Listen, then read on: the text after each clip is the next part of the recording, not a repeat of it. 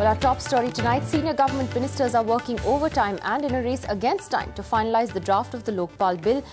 And giving you a sense of just how this is going down to the wire, a cabinet meeting that was supposed to have taken place this evening to clear the bill has been put off now till tomorrow afternoon. That's so that final touches can be made late into the night today. The government also has indicated that the bill could be introduced on Wednesday or Thursday and then debated and passed in Parliament next week in an extended 3-day session from the 27th. Sandeep Phukan now joins us for more on that developing political story. Sandeep, where exactly are the problem areas now that the government is working on? No, I think now they're giving final shape to many of the proposals that are around, many of the suggestions that came from the all-party meeting. For example, reservation was one issue taken up quite strongly by people like Lalu Prasad Yadav, Ram Vilas Paswan. So that that will be incorporated to have reservation. This will be, if this bill goes through, this will be the first constitutional authority where you'll have reservation up to 50%. So that's quite a big step. Some of the contentious issues include, of course, how do you include the lower bureaucracy? Because remember, in the Parliament resolution that was, that was passed last time around when Anna Hazare went on a fast, the sense of the House was that lower bureaucracy should be brought under Lokpal through an appropriate mechanism. So the government is trying to find what that appropriate mechanism is. Is it going to be the CVC? Our sources tell us that it is going to be the CVC, the Central Vigilance Commission, who will actually investigate complaints against Group C and D employees. And the CVC in turn will send a status report to Lokpal every 2 months. So these are modalities, but of course the most contentious issue, Nidhi, is the CBI. Team Anna wants Lokpal to have complete control over the CBI.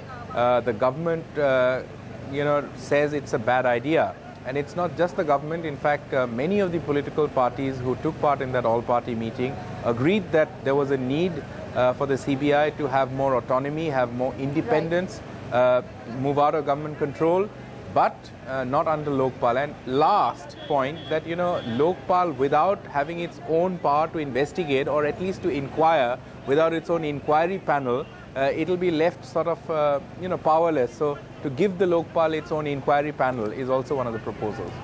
All right, Sandeep, thanks very much for that update there. So it looks like it's going to be another long night for the government's top ministers and another long day tomorrow.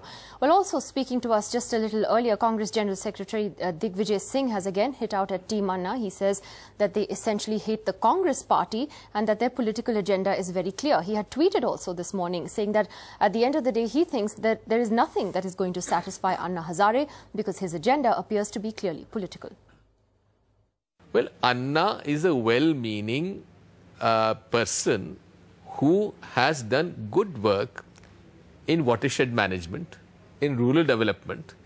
But now he has people around who have intense dislike for the Congress party. Which people do you mean? Why don't you name them? From Arvind Kejriwal, Kiran Bedi, Shanti Bhushan, Prashant Bhushan. They see no corruption in state governments.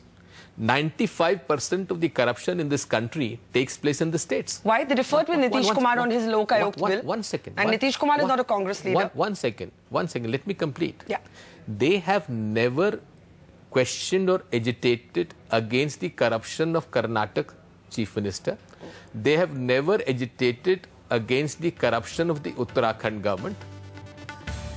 So Digvijay Singh speaking his mind yet again, and as that Lokpal countdown gets underway, we're asking whether Anna's agenda has become a political agenda. Is it just about anti-corruption or is it become much more than that? We have a very special panel on the show with us tonight. We have senior Congress leader and MP Mr. Manishankar Iyer. From the BJP, we have senior leader Mr. Sheshadri Chari. Also with us tonight from Mumbai is actor and Team Anna supporter, Team Anna fan right from day one, Anupam Kher. With us from Team Anna is one of its members, Gaurav Bakshi, and we have author, commentator, columnist Tavleen Singh with us. I'd like to ask Tavleen Singh first. You've been actually a strong critic of Anna Hazare's movement. Have you seen a visible change in the way this movement has progressed over the last few months? Is it clearly a political movement to you now, or is it still an anti-corruption movement with whatever faults it may have, according to you? I think that it's a fraud movement. I've said this before, I'm going to get into trouble again. You see, it's capitalizing on the general rage against corruption and offering, in my view, a fraudulent solution. And I really think it's a big mistake the government made by allowing Anna Hazare and his team to put their foot in the door of lawmaking. Because everyone knows you can make 50 more laws like this, you can have 2,000 more Lokpals. And the corruption issue is too complex and it filters down into so many areas that it's really going to make very, very little difference, you know, whether you have a strong Lokpal or not. And also, I think that what's really worrying about it is the way that it's dictating terms to the government, you know. Give us the CBI, give us the Prime Minister. What is this, some kind of super government on top of an elected government? So to me, it really is, in my view, a fraudulent, it's a myth that they've sold, and I'm very disappointed that middle-class, educated Indians have bought it. NDTV's cricket app, Android and iPhone.